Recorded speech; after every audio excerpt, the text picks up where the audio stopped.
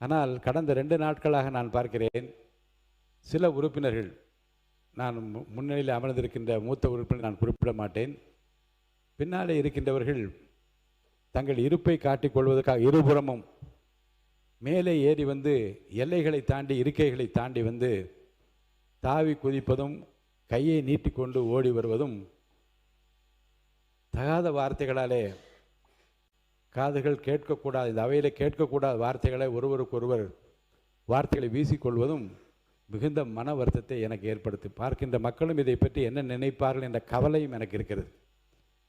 என்ற நேரடி ஒளிபரப்பு போய்கொண்டே இருக்கிறது.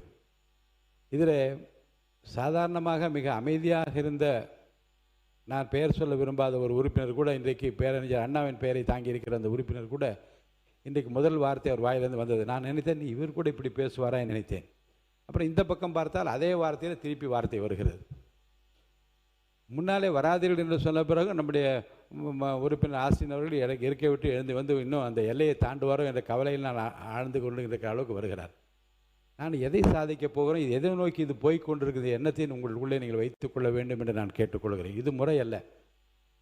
என்னை பொறுத்த வரைக்கும் யாரையும் இந்த அவையை விட்டு இந்த பேரவைத் தலைவர் அனுப்பினார் என்கின்ற அந்த வருத்தத்திற்குரிய செய்கைக்கு நான் ஆட்பட்டு விடக்கூடாதே என்று கவலையில் சொல்கிறேன்.